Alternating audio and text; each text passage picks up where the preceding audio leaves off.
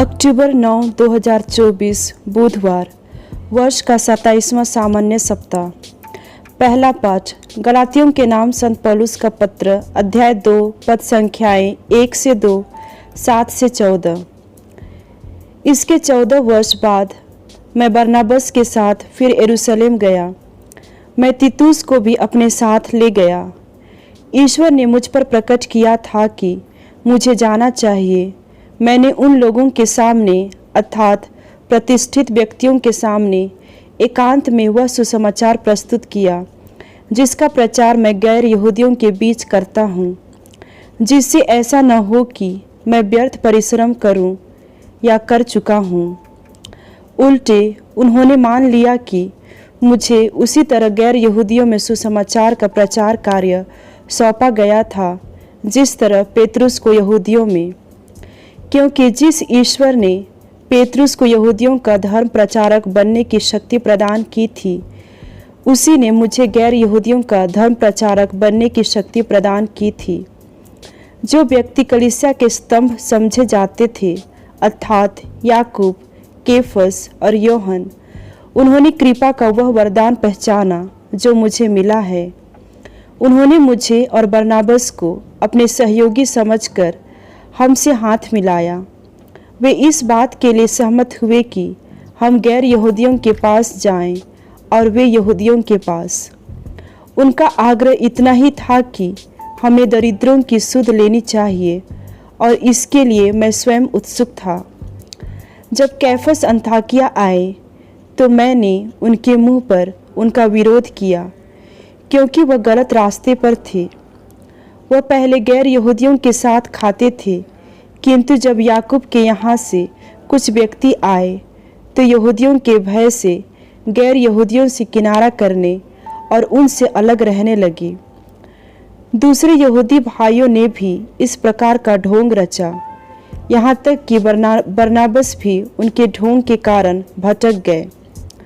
जब मैंने देखा कि उनका आचरण सुसमाचार के सत्य के अनुकूल नहीं है, तो मैंने सबों के सामने कैफस से यह कहा, यदि आप जो जन्म से यहूदी हैं, यहूदी रिवाज के अनुसार नहीं बल्कि गैर यहूदी रिवाज के अनुसार जीते हैं, तो आप गैर यहूदियों को यहूदी रिवाज अपनाने के लिए कैसे बाध्य कर सकते हैं। यह प्रभु की वाणी है। संत लूकस के अनुसार पवित्र सुसमाचार, अध्याय 11, पद संख्याएं 1 से 4। एक दिन ईसा किसी स्थान पर प्रार्थना कर रहे थे।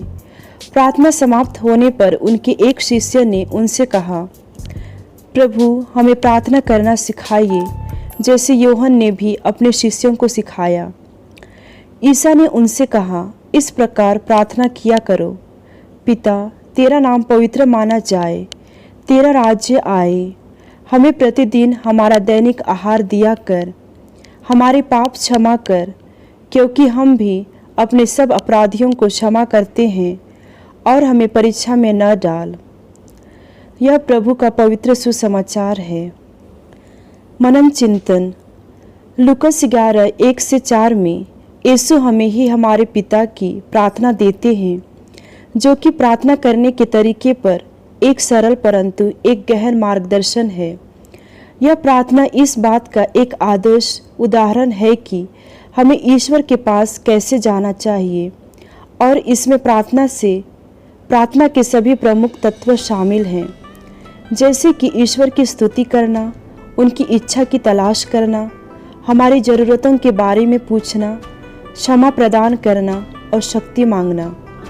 जब हम प्रभु की प्रार्थना पर विचार करते हैं, यह स्पष्ट है कि प्रभु की प्रार्थना हमारे द्वारा मुख से कहे गए शब्दों से कहीं अधिक है। यह इस बात का एक आदर्श है कि हमें अपने दैनिक जीवन में ईश्वर के पास कैसे जाना चाहिए। प्रार्थना का प्रत्येक तत्व हमें ईश्वर के साथ हमारे गहरे संबंध की याद दिलाता है। प्रार्थना का अर्थ केवल चीज़ें मांगना नहीं है, परंतु यह हमारे स्वर्गीय पिता के साथ संबंधों को बनाने के बारे में है। आइए हर दिन ईश्वर के संरक्षण और मार्गदर्शन पर भरोसा रखते हुए प्रभु की प्रार्थना को अपनी प्रार्थनाओं के लिए एक आदर्श बनाएं। जब हम उसकी स्तुति करते हैं, उनकी इच्छा की तलाश करते हैं और उनकी ताकत पर भरोसा करते हैं, तो हम विश्वास और भरोसे में रहते हुए ईश्वर के करीब आ जाते हैं। प्रार्थना हमारे हृदयों को ईश्वर के प्रति खोलने का एक जरिया बन जाता है, जिससे उनका प्यार और अनुग्रह हमारे जीवन को बदल देता है।